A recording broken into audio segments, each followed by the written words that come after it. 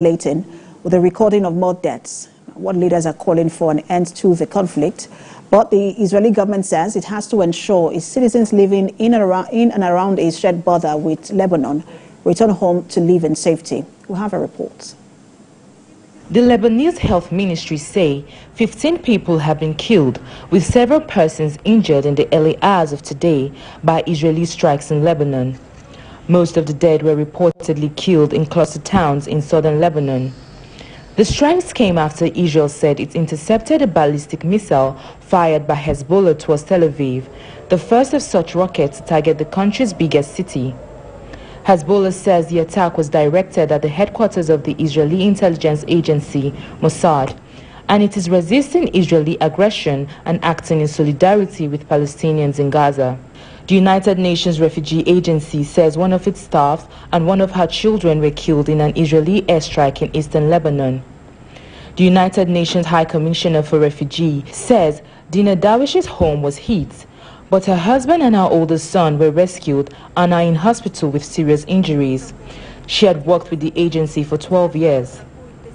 Meanwhile, the United States President Joe Biden, who has been under pressure to prevent the escalation of the war in Gaza from becoming a wider Middle East conflict, has his last speech as president in the United Nations General Assembly in New York addressed the fighting between Israel and Hezbollah in Lebanon and the war in Gaza.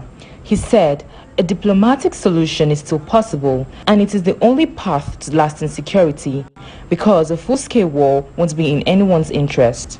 Still on ensuring peace, Pope Francis has called on the international community to act to stop what he calls the terrible escalation taking place in Lebanon. Speaking during his weekly address in St. Peter's Square, Pope Francis said he was saddened by the news coming from Lebanon, where intense bombings have caused death and destruction in recent days. And due to the intensity of fighting between Israel and Hezbollah, the UK Prime Minister has told British nationals in Lebanon to leave immediately. Mr. Keir Starmer says the UK is ramping up its contingency plans to avert challenges from an all-out war. The British Ministry of Defence is sending 700 troops to nearby Cyprus to prepare for the possible evacuation of British nationals from Lebanon, as the government warns against all travel to Lebanon. Thus, we are staying on matters arising from the Middle East. South Africa President Cyril Ramaphosa says world leaders should take decisive action to end the suffering of Palestinian people. He was addressing the 79th session of the United Nations General Assembly. Mr. Ramaphosa says the violence the Palestinian people are being subjected to is a grim continuation of more than half a century of apartheid that has been perpetrated against Palestinians by Israel. He says since South Africans know what apartheid looks like, his country cannot remain silent. And for more on the intensifying airstrikes between Israel and Hezbollah, global affairs analyst Dr. Jide Ojo joins me from Abuja. Good to have you join us. It's my pleasure. Good afternoon. Good afternoon. Now, for almost a year, after almost a year of war against the Palestinian militant group Hamas in Gaza, on its southern border, we see that Israel is now shifting focus to the northern frontier, where Hezbollah has been firing rockets into Israel as well. What do you make of this new escalation? And then there are also fears that Lebanon could become the new Gaza. Well, yes, there's a possibility of Lebanon becoming the new Gaza, because that's why the world leaders are rallying support that there should not be full-scale war against Lebanon. Lebanon has never really known peace for decades now. And all of this is tied to events in in Palestine, particularly in the Gaza, the war in Gaza.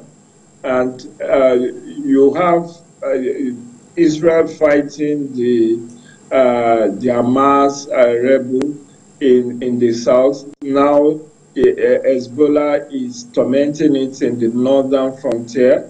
And then you have the Houthi from Yemen also, shooting drones and missiles against, vessels passing through the Red Sea.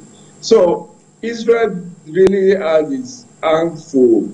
It's like being in the midst of enemies. But should I say this is a self-inflicted war? It depends on who you are asking, because definitely Israel has a right to self-existence. Israel wanted to live. And in as far as there is drag over who is the owner of the Palestine, whether Israel also has the right to existence, which is part of what Hamas is dedicated to, that Hamas has vowed that it will never recognize Israel and will always want the extinction of Israel. So Israel is actually fighting a survival battle. So it's been buffeted across its country, both in the southern border with Hamas and in the north with Hezbollah. And it has a right to protect its citizens. And of course, since 8th of October, Hezbollah has been shooting missiles and drones into Israeli territory. Israel. But this particular escalation started with a pager attack, on Hezbollah. We understand that the thinking from Israel is that a ferocious offensive will coerce Hezbollah into doing what it wants, that if it inflicts so much pain that Hezbollah leaders and backers in Iran will then decide that the price of that resistance is too high. But when you look at Israel's earlier wars with Hezbollah, they never produced any decisive victory for both sides. Could this one also go the same way?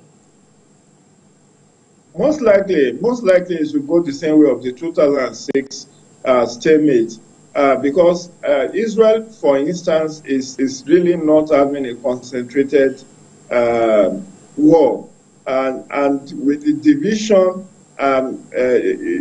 Benjamin Netanyahu is facing protests within his country, and outside the borders of Israel is having over almost a year fight now with Hamas. That was the initial thought of Israel in Hamas and in Gaza, thinking that it's going to be a precise and swift operation that will not last more than 2-3 months. But it has been mistaken. In spite of all the ferocious attack against Hamas in Gaza, Hamas fighters have always crawled out of the tunnel to attack Israel's interest. And the same thing with Hezbollah. Hezbollah has actually been preparing for this period for a very long time, since 2006 when they had a statement with Israel. And Israel too will be underrating the Hezbollah group if it thinks it can move in and have a clinical and swift operation. Because the territory of Lebanon is very rugged and hilly, and Israel is likely going to suffer very ferocious attack, in a guerrilla warfare that may likely be resistance that may likely be put up by Hezbollah, which is why the world leaders are saying, look, enough of this bloodshed. Let's find a lasting peace around the issues in focus. And this and Dr. Jude Ojo, sorry to jump in here, because you made a statement about what the calls by world leaders for, or that increasing call for diplomacy. And we see it growing as the conflict worsens. Is there a path to diplomatic solution on all sides, whether with Hezbollah or Hamas, for Israel? There's always a pathway to peace. But whether the leaders of the two warring factions are willing to tread that path is a different ballgame. You could see that in the case of Hamas versus Israel, there has always been a proposal for two-state, two-nation solution, which has been rebuffed by either parties.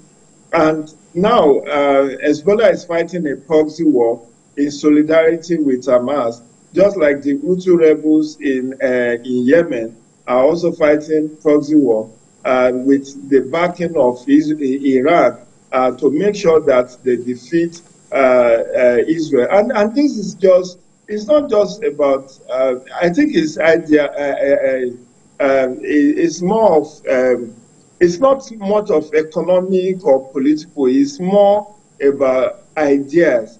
And ideas don't die. In as much as there is a feeling of unjust, a feeling of, injustice by Israel against its neighbors, so much without continuing to be conflict and wars. And yes, there is a pathway to resolution, diplomatic solution. But whether this actually will be accepted by both the leaders of Hezbollah, Nasrallah, and Benjamin Netanyahu remains to be seen. And the dicey situation about this whole conflict with Hezbollah and with Hamas is that it has a way of impacting on the next general election in U.S. because U.S. Jews, American Jews are a very influential group in the U.S.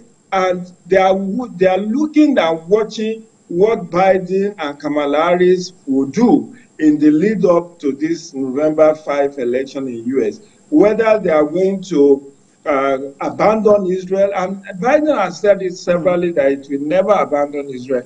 And I am sure that Kamala Harris will also continue to protect the interest of Israel. And in as much as that bias is there, that America will not be neutral in this conflict, then they will continue to support whatever position, whatever path that Israel takes, because of the very influential and powerful American Jews that are in U.S. So it's a catch-22 situation. Absolutely. We are dealing with. But nevertheless, there is always it's better to judge than to war, because at the end of the day, human lives. There is now humanitarian crisis in Lebanon with the war in Hamas.